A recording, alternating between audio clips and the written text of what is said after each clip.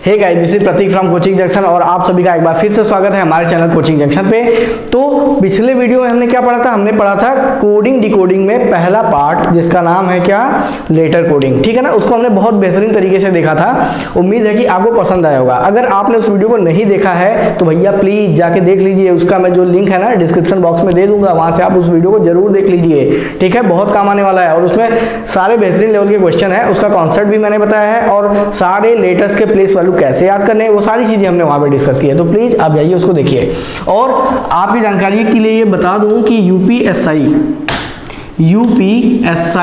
के बैच हमारा स्टार्ट हो चुका है और ये शायद पिछले 1 महीने से स्टार्ट है, जिसमें आपको क्या प्रोवाइड किया जाएगा? टारगेट बैच है ना, टेस्ट सीरीज भी दिए जाएंगे और हर क्लास के पीडीएफ नोट्स आपको मिल जाएंगे भैया।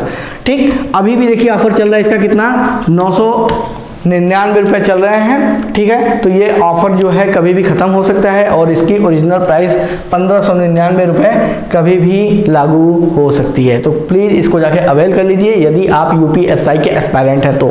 ठीक है ना, तो यहां से आपकी तैयारी क्या हो जाएगी? आपकी तैयारी को मजबूती मिलेगी। ठीक है ना, आपके सफलता के जो चांसेस होंगे वो बढ़ जाएंगे। ठीक, चलिए तो टॉपिक को स्टार्ट करते हैं। कोडिंग डिकोडिंग में दूसरा पार्ट आ चुका है हमारा, जिसमें आज हम डिस्कस करने वाले हैं सब्स्टिट्यूशनल कोडिंग। पिछले पार्ट में हमने क्या डिस्कस करा था? हमने डिस्कस करा था लेटर कोडिंग के बारे में। आज हम लोग क्या डिस्कस करने वाले हैं? हम डिस्कस करने वाले हैं सब्स्टिट्यूशनल कोडिंग। खैर, अगर इसकी इंपॉर्टेंस की बात करी जाए आपके एग्जाम पर्सपेक्टिव से, है ना, आपके एग्जाम के दृष्टिकोण से अगर इसकी इंपॉर्टेंस की बात करी जाए तो अगर मैंने प्रीवियस ईयर के पेपर उठा के देखे थे तो इसमें बहुत ज़्यादा इससे रिलेटेड क्वेश्चन थे नहीं, बट ये बहुत इंपॉर्टेंट है अदर एग्जाम्स के लिए भी और आपके एग्जाम्स के लिए भी। ठीक है ना, तो इससे क्वेश्चन आए तो थे लेकिन बहुत ज़्यादा नहीं, शायद पूरे शिफ्ट में मैंने देखा था 4 से 5 क्वेश्चन आए थे।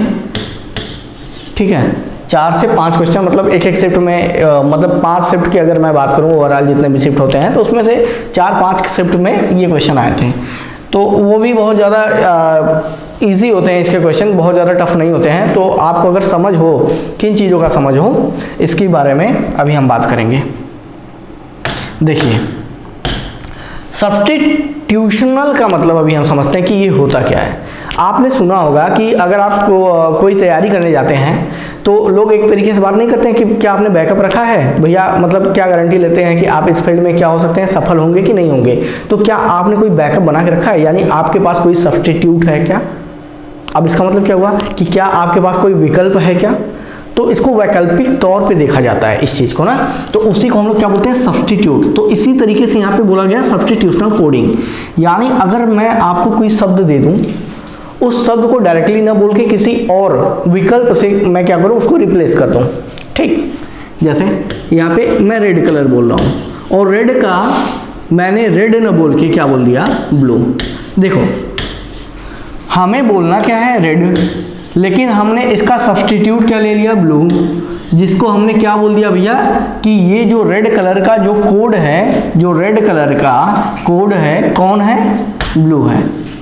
यानी आपको कहीं पे भी ब्लू दिख जाए तो इसका मतलब क्या है भैया? रेड है। इसका मतलब क्या है? रेड है। बात समझ आए? तो यही इसका क्या है? उदाहरण है सब्स्टिट्यूशनल कोडिंग का। बात आई समझ में? तो अब सब्स्टिट्यूशनल कोडिंग आसान तो है, लेकिन ये कैसे पता चलेगा कि ये सचमुच में आसान है? देखिए, तो इसके लिए आपको शब्द के अर्थ, शब्द के मायने का ज्ञान होना अति आवश्यक है। तो आप जितनी ज़्यादा आप एक तरीके से कह सकते हैं कि शब्दावली से परिचित रहेंगे उतना आसान ये आपके लिए हो जाएगा। क्या? सब्स्टिट्यूशनल कोडिंग। तो देखते हैं इनके प्रश्न किस तरीके से आते हैं और इनको हल करने का क्या तरीका होता है।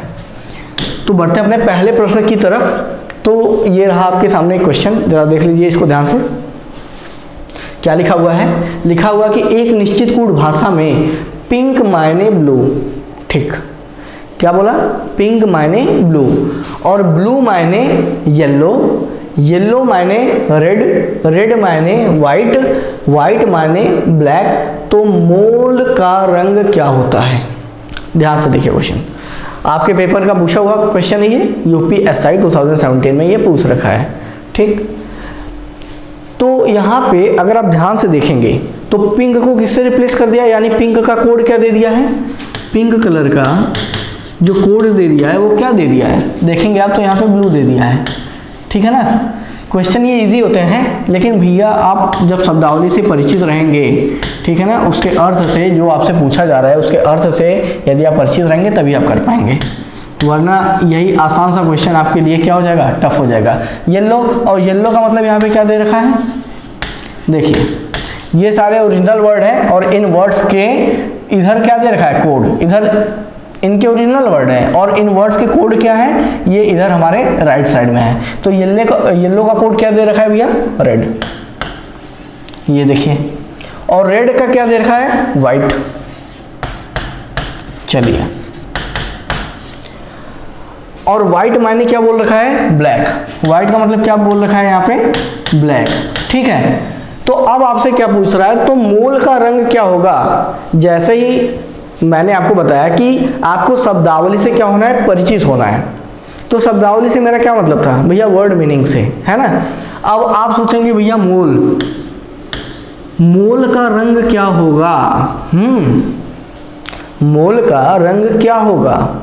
तो क्या आपको आइडिया है क्या कि मोल का मतलब क्या होता है, ये केमिस्ट्री वाला मोल नहीं है, मोल कॉन्सेप्ट में मत जाइए, मोलर कॉन्सेप्ट में या मोलैरिटी उसमें जो हम लोग मोल देखते हैं यूनिट के तौर पे, ये वो वाला मोल नहीं है। ये कोई चीज़ तो है जिसका कुछ मायने तो होता है।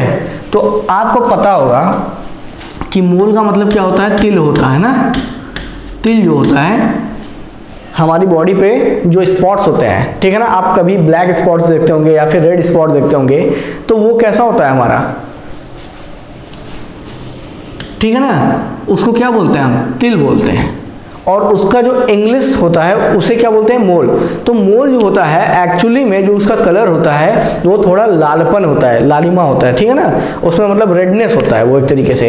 या फिर आप देखते हैं वो जो इल्ले होते हैं, जैसे ऑक्सीजन की सप्लाई की कमी से जो हो जाता है हमारे बॉडी पे, तो वो थोड़ा सा रेडनेस कलर उसमें आता है ना, रेडनेस टाइप के वो होते हैं, तो उनको भी क्या बोला जाता है, मोल बोला जाता है। तो अब आपको इन सारे वर्ड्स के क्या दे रखे हैं, इन सारे कलर्स के क्या दे रखा है, दूसरा कोड दे रखा है और आपसे पूछ रहा है कि मोल का रंग क्या होता है। तो देखिए जो मोल का ओरिजिनल कलर होता है वो थोड़ा रेडनेस होता है, लाल होता है, ठीक। तो अब आपने ऑप्शन देखा कि रेड है क्या कहीं पे, तो आपने क्या किया, तुरंत रेड मार दिया, नहीं, ये ऑप्शन आपका गलत हो जाएगा। क्यों, क्योंकि हम क्या पढ़ रहे हैं, हम सांकेतिक लिपि पढ़ रहे हैं ना, कोडिंग डिकोडिंग पढ़ रहे हैं। इसका मतलब अगर रेड होगा तो रेड का कहीं ना कहीं तो कोड दिया होगा।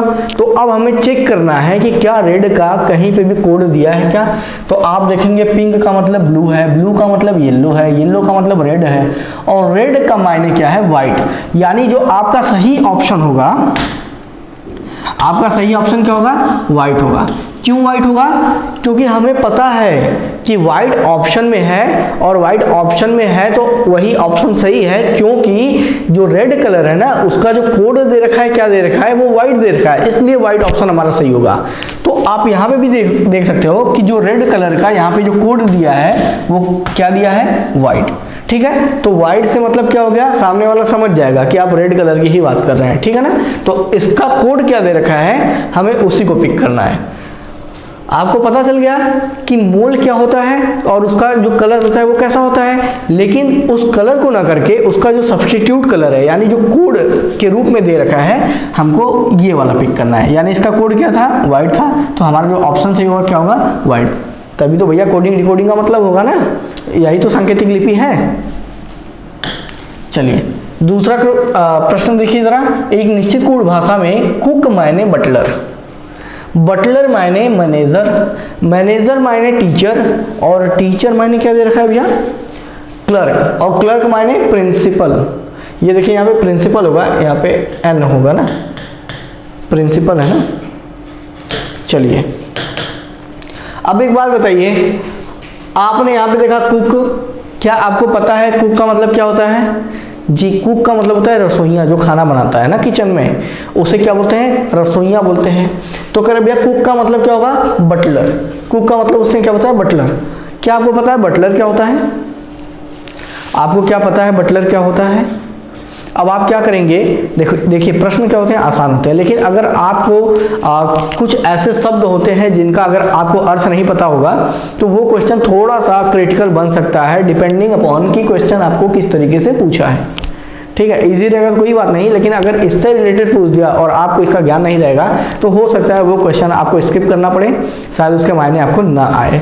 तो बटलर का मतलब होता है जो बड़े घरों में क्या करते हैं, खाना वाना जो सर्व करते हैं ना, जो बड़े बड़े घरों में आप एक तरीके से कह सकते हो जो सर्वेंट होते हैं, जो सिर्फ उनका काम ही होता है खाद्य पदार्थों को सर्व करना। ठीक है ना, खाद्य पदार्थों को सर्व करना, उनको क्या बोला जाता है, बटलर बोला जाता है। तो कुक का मतलब क्या हुआ, बटलर, और बटलर का मतलब क्या हुआ, मैनेजर, और मैनेजर तो आप समझते ही हैं, प्रबंधक। ठीक, और मैनेजर माने टीचर, टीचर मतलब समझते ही हैं, ठीक है ना, आपके गुरु, टीचर, शिक्षक। टीचर माने क्या होता है, क्लर्क होते हैं, ठीक है ना, और क्लर्क माने क्या होता है, प्रिंसिपल। प्रिंसिपल का मतलब आप समझते ही हैं, जो आपके स्कूल के क्या होते हैं, प्रधान अध्यापक होते हैं, ठीक है ना। तो कक्षा में कौन पढ़ाएगा, तो आपको अब यहाँ पे जिस बात की जानकारी होना आवश्यक है वो ये है कि भैया किसका क्या प्रोफेशन है, यानी किस वर्ग का क्या कार्य है, उसके बारे में भी आपको पता होना बहुत ज़रूरी है। तो आपको पता है कुक का काम क्या होता है, खाना बनाना, बटलर का काम क्या होता है, सर्व करना खाने को, मैनेजर का काम क्या होता है, कार्य को देख रेख करना, और फिर टीचर का मतलब क्या होता है, टीचर का मतलब क्या होता है, मतलब पढ़ाना, जैसा कि मैं आपको क्या कर रहा हूँ, पढ़ा रहा हूँ। ठीक है, क्लर्क का मतलब क्या होता है, जो क्लर्क होते हैं जैसे बैंक में आपने देखा होगा, उनका काम होता है थोड़ा सा, जो पीओ वगैरह होते हैं उनके नीचे जो सारे काम को मैनेज करते हैं। वैसे हर विभाग में क्या होते हैं, क्लर्क होते हैं, ठीक है ना, आपके चाहे कॉलेज हो, यूनिवर्सिटीज़ हो, तो इस तरीके से उनका अपना काम होता है। और क्लर्क माने क्या होता है, प्रिंसिपल, यहाँ पे उसका कोड दे रखा है, ठीक है ना, जो स्कूल के प्रधान अध्यापक हो गए। ठीक, तो कक्षा में कौन पढ़ाएगा, तो अब ये बताइए पढ़ाने का कार्य कौन करता है भैया, पढ़ाने का कार्य तो एक शिक्षक करता है, यानी टीचर करता है। तो अब आप ऑप्शन क्या लगाएंगे, टीचर लगा देंगे, नहीं, आपको क्या करना है, आपको देखना है क्वेश्चन में कि टीचर का कोड क्या दे रखा है। तो ज़रा देखिए, मैनेजर का मतलब टीचर होता है, तो मैनेजर तो पढ़ाएगा नहीं, और मैनेजर का कोड क्या है, टीचर है, तो ये ऑप्शन तो होगा नहीं हमारा। और बोला कि टीचर मायने क्या होता है, क्लर्क होता है। अब पढ़ा कौन रहा है, टीचर, पढ़ाएगा कौन कक्षा में, कक्षा में तो शिक्षक ही पढ़ाएगा ना, और उसका कोड क्या दे रखा है आपको, उसका कोड दे रखा है आपको क्लर्क। यानी कि अगर हम ये वाला ऑप्शन सही करते हैं तो हमारा जो एग्जामिनर है, जो कॉपी चेक करेगा या फिर जो भी आंसर की होगा, ठीक है ना, वो इसी पे आएगा। क्यों, क्योंकि जो शिक्षक का जो कोड दे रखा है वो क्या दे रखा है, क्लर्क दे रखा है। तो हमारा ऑप्शन कौन सा हो जाएगा, हमारा ऑप्शन डी हो जाएगा, ठीक है ना। चलिए अब एक क्वेश्चन यहाँ पे देखते हैं, देखिए ये थोड़ा दूसरे तरीके का क्वेश्चन है, ठीक है ना। इसमें क्या बोला है कि यदि इसको डिवाइड को ग्रेटर देन इक्वल टू के रूप में कूटबद्ध है। अब इसका मतलब जरा समझिए, माइनस को हैश के रूप में कूटबद्ध किया है, प्लस को कॉपीराइट, और इसमें इनटू को एट द रेट के रूप में, और फिर यहाँ को आपको व्यंजक दे रखा है। ठीक, कह रहा है कि में से 10 का मान निकालने के लिए निम्न में से किस विकल्प, यहाँ पे विकल्प होगा, निम्न में से किस विकल्प को x का मान लेना चाहिए, ठीक है ना।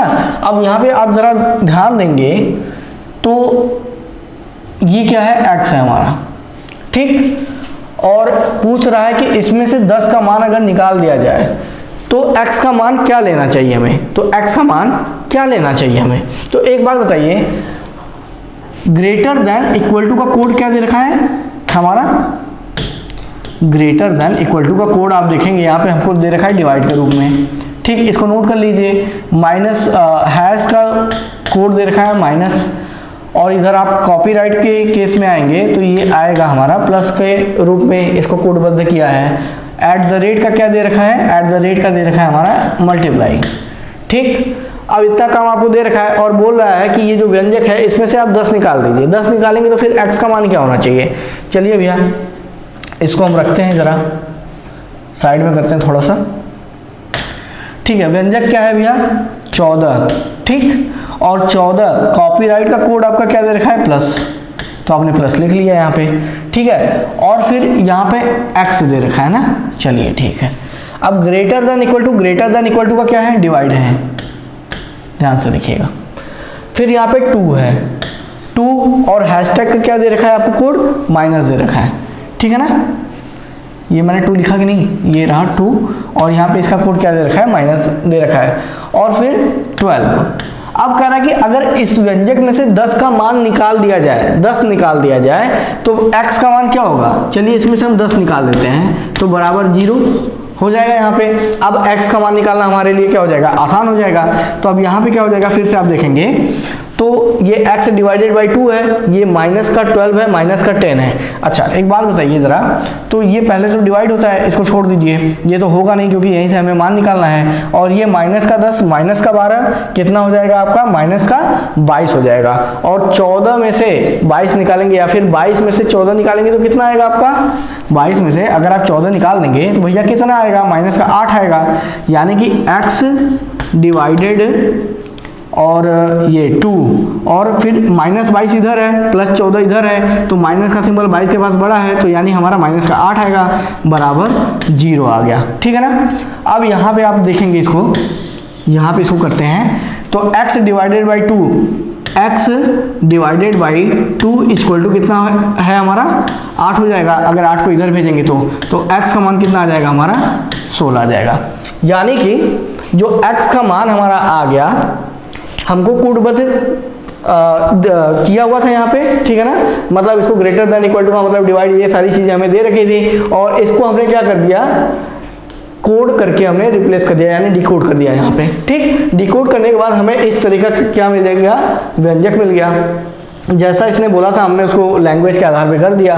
फिर जब हमने इसको मैथमेटिकली सॉल्व किया तो हमारा x का मान कितना आ गया, 16 आ गया। तो क्या हमारे ऑप्शन में 16 है क्या, जी बिल्कुल है, ठीक। तो हमारा ऑप्शन कौन सा सही हो जाएगा, ये बी वाला, यानी 16 क्या हो जाएगा, सही हो जाएगा, ठीक है ना। तो ये थोड़ा सा डिफरेंट तरीके का मिला हमें सब्स्टिट्यूशनल कोडिंग में देखने के लिए। तो ऐसे क्वेश्चन भी आपको मिलते हैं, ठीक है ना। तो इससे आप परिचित रहिएगा। एक निश्चित कूट भाषा में आई मायने हैंड, क्या होता है भैया, आई मायने हैंड, यानी आंख का मतलब क्या हो गया, हाथ हो गया। और बोल रहा है कि हैंड मायने क्या होता है, माउथ। हैंड मतलब हाथ का मतलब क्या हो गया, मुंह हो गया, यानी हैंड का कोड क्या दे रखा है उसने, माउथ। और माउथ मायने नोज, और माउथ का क्या दे रखा है, नाक दे रखा है, ठीक है ना, नोज। और नोज मायने ईयर, और नाक का क्या दे रखा है, कान दे रखा है, ठीक। और ईयर माने टंग भी दे दिया है, और जो कान का होता है उसको किससे दे दिया है, जीभ से दे दिया है, ठीक है ना, जीवा से। और तो टेलीविजन देखने के लिए किसकी आवश्यकता पड़ेगी, क्या बोला है, टेलीविजन देखने के लिए किसकी आवश्यकता पड़ेगी। तो एक बार बताइए, टेलीविजन किससे देखेंगे हम, कान से नहीं, नाक से नहीं, मुंह से नहीं, जीभ से नहीं, तो किससे देखेंगे भैया, आंखों से देखेंगे ना। तो आंख का कोड किसके के साथ दिया है, आंख का कोड अगर हम ध्यान से देखें तो हमारा क्या दे रखा है, हैंड दे रखा है। इसका मतलब जो हमारा ऑप्शन सही होगा कि टेलीविजन हम किससे देखेंगे, तो टेलीविजन हम हैंड से देखेंगे। क्यों, क्योंकि आई का कोड क्या दे रखा है हमारा, हैंड दे रखा है। तो आई होप कि इतने क्वेश्चन से तो आपको एक आइडिया लग ही गया होगा कि सब्स्टिट्यूशनल होता क्या है, सब्स्टिट्यूशनल कोडिंग यानी होता क्या है, और इसको किस प्रकार से हल किया जाता है, और इनमें किन बातों का ध्यान रखना सबसे जरूरी होता है। तो मैंने आपको पहले भी बता रखा है कि आपको शब्द के अर्थ से परिचित होना बहुत ज़्यादा आवश्यक है, ठीक है ना। नेक्स्ट क्वेश्चन देखते हैं, और शायद ये हमारे इस सीरीज का यानी सब्स्टिट्यूशनल कोडिंग का आखिरी क्वेश्चन है, ठीक है ना। बोला कि एक निश्चित कूट भाषा में ऑरेंजेस मायने एप्पल होता है, ठीक है ना। ऑरेंज का मतलब तो आप समझते ही हो संतरा, और एप्पल मतलब समझते ही हो सेब होता है। तो ऑरेंज का मतलब क्या दे रखा है, इसका कोड क्या दे रखा है, एप्पल दे रखा है। और बनाना मायने एप्रिकॉट्स, बनाना यानी केला का मतलब क्या दे दिया है, एप्रिकॉट्स। तो आई होप कि एप्रिकॉट्स तो आपने सुने होंगे, लेकिन आप देख भी लीजिए, ये है हमारा एप्रिकॉट वाला फल। इसको क्या बोलते हैं, इसको बोलते हैं खुबानी, ठीक है ना। ये अमेरिका में बहुतायत मात्रा में पाया जाता है, ठीक। तो ये होता है हमारा एप्रिकॉट्स, ठीक। इसको बोला जाता है खुबानी। इसका कुछ इस तरीके का कलर होता है, तो आप इससे भी परिचित हो जाइए, ठीक है ना। बाकी चीज़ें तो आप देख ही रहे हैं, आप भली भांति परिचित हैं, लेकिन जो हमारे लिए थोड़ा सा नया उसके बारे में हम देख लेते हैं।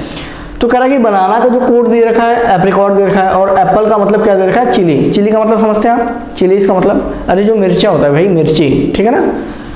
तो कह रहा है कि चिलीज माने बनानास हो गया, और एप्रिकेट्स माने स्ट्रॉबेरी। ये देखिए स्ट्रॉबेरी आपका इधर है, ठीक है। तो आप केक वेक लेने जाते हो या फिर स्ट्रॉबेरी आपने साथ खाया भी होगा, ठीक है ना। इसके केक भी काफ़ी फेमस होते हैं। केक वेक आप स्टोर पे जाते हो तो स्ट्रॉबेरी फ्लेवर के भी हमारे क्या होते हैं, मिलते हैं, केक मिलते हैं। तो इसको भी लोग काफ़ी प्रेफर करते हैं और इसका शेक वगैरह भी आता है पीने के लिए, ठीक है ना, काफ़ी हेल्दी होता है। तो ये स्ट्रॉबेरी होता है। तो अब बोल रहा है तो किसका रंग हरा होगा, जरा क्वेश्चन यहाँ पे ध्यान से देखिएगा।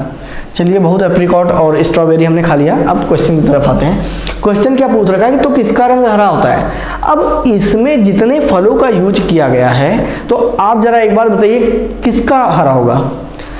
आपने अगर संतरे खाए होंगे तो उम्मीद है आप हरे पे नहीं जाएंगे। अब भाई संतरे की मैं कच्चे की बात थोड़ी करूंगा, पके हुए संतरे ना, जिसको आप खा सकते हैं, कच्चे संतरे थोड़ी खाएंगे आप।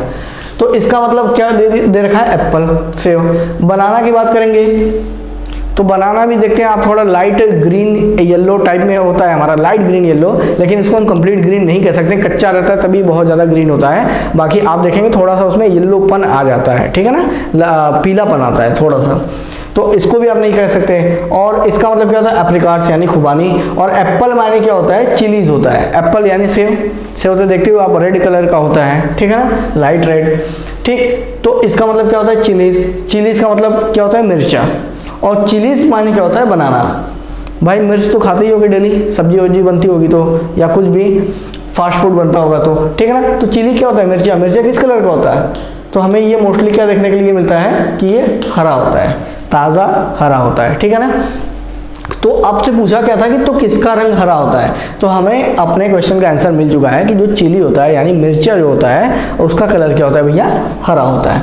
तो एक बात बताओ, एप्पल का मतलब चिली, यानी हम तो एप्पल की बात तो कर नहीं रहे, हम किसकी बात कर रहे हैं, चिली की बात कर रहे हैं ना। तो चिलीज यानी मिर्चा की बात कर रहे हैं। तो मिर्चा क्या होता है हमारा, हरा। लेकिन हमें चिलीज तो अपने ऑप्शन में क्या करना है, पिक तो करना नहीं है। क्यों, क्योंकि इसका कोड क्या दे रखा है, बनाना। तो इसका मतलब इसका जो सही आंसर होगा हमारा क्या हो जाएगा, बनाना, बनानास। तो ये वाला ऑप्शन हमारा ऑप्शन है क्या हो जाएगा दोस्तों, सही हो जाएगा, ठीक है ना। तो इस तरीके से हमने सब्स्टिट्यूशनल कोडिंग को भी देखा, उसको हल किया बहुत ही आसान तरीके से। बस इसमें जो ध्यान देने योग्य जो बातें हैं वो ये है कि आपको शब्दों के अर्थ से परिचित होना पड़ेगा।